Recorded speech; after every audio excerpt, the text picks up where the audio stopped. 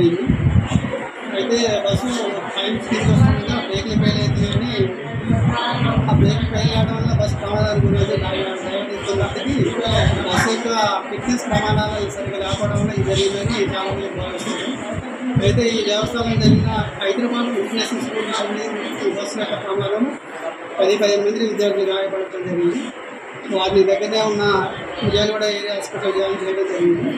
అందులో ఒక 2-3 పరిస్థితి కొద్దిగా బాగానే ఉంటే సదరు డాక్టర్ దగ్గర తీసుకొచ్చి ట్రీట్మెంట్ ఇవ్వడం జరుగుతుంది. మా విన్నపం ఏంటంటే సదరు విద్యాశాఖ కానీ అధికారులు కానీ ప్రైవేట్ యాజమాన్యాలు నడుపుతున్న స్కూళ్ళల్లో ఆ బస్సుల యొక్క ఫిట్నెస్ సామర్థ్యాలు ప్రతిరోజు ఈవినింగ్ అండ్ మార్నింగ్ ప్రతి నిత్యం టెస్ట్ చేసుకొని పిల్లగాలను సురక్షితంగా ఉదయం అవ్వాలి, పిల్లగాలు సురక్షితంగా ఇంటికి చేర్చే బాధ్యత తీసుకోవాల్సిందిగా, అదేవిధంగా నైపుణ్యం గల డ్రైవర్నే తీసుకొని ఫిట్నెస్ ఉన్న బండిని మాత్రం నడపవలసింది మా విజ్ఞప్తి. కేవలం ఫీజులు పెంచి ఈ డొనేషన్ కోసం ప్రైవేట్ యాజమాన్యాలు ఇవాళ విద్యల వ్యాపారం చేస్తుంది. ఆ టైంలో ఈ విషయాన్ని మీరు ఇంత లాభాపేక్షణ చూస్తున్నప్పుడు పిల్లల యొక్క సంరక్షణ బాధ్యతలు కూడా మీరు చాలా జాగ్రత్తగా తీసుకోవాలని నా మనవి. పిల్లలు ఇద్దరు పంపిస్తున్నాం. ఫస్ట్ హైదరాబాద్ స్కూల్ పంపించిన ఆ సారు రాణించి ఎదురుగూడ మార్చిండు, చెప్పకుంటున్నాను ఎదురుగూడ మార్చిండు. మళ్ళీ 20 రోజులు నడిపించిండు. 20 రోజుల తర్వాత తీసుకుపోయి వివిఆర్ స్కూల్ అని చింతపల్లి సిటీ సెంట్రల్ స్కూల్ అక్కడ వేసి సార్. అయితే అక్కడ వేసి ఏంటంటే మేము అందరం పేరెంట్స్ని పోయి అడిగితే అసలు సార్ ప్రిన్సిపల్ రావట్లేదు హైదరాబాద్ స్కూల్ సార్. ఏదంటే మీరు ఫోన్లో మాట్లాడండి, మేము ఫోన్లోనే రెస్పాండ్ అవుతా అన్నాడు. అయితే ఈ ఒకసారి ఈ వివిఆర్ స్కూల్ సార్ని అడిగితే నేనే రెస్పాన్సిబిలిటీ తీసుకుంటా అన్నాడు.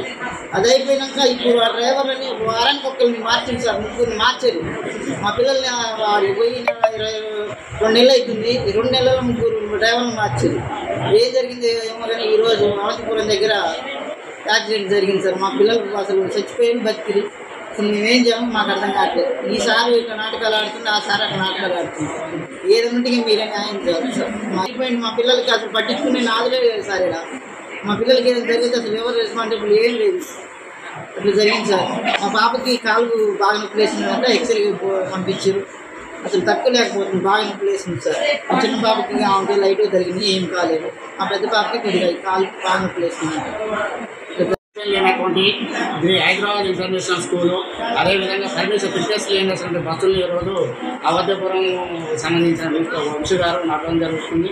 అదేవిధంగా మన దాంట్లో గూడూరులో ఉన్నది, దాని తీసుకొని రావడం అవధ్యపురం ఎటువంటి పర్మిషన్ లేకుండా పిల్లల్ని నానా ఇబ్బందులు పెట్టడంతో పాటు ఈరోజు జరిగిన యాక్సిడెంట్ చూస్తే ఆ సిచ్యువేషన్ వేరే పెట్టడం ఉంది.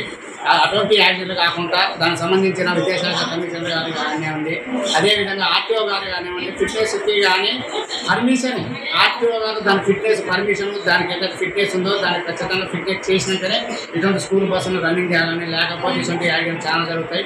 చాలా కుటుంబాలు కనుక పిల్లలకి ఇదే రకాల ఇదవుతున్నాము. దీని మీద కఠిన చర్యలు తీసుకోవాలని చెప్పేసి గవర్నమెంట్ డిమాండ్ చేయడం జరుగుతుంది.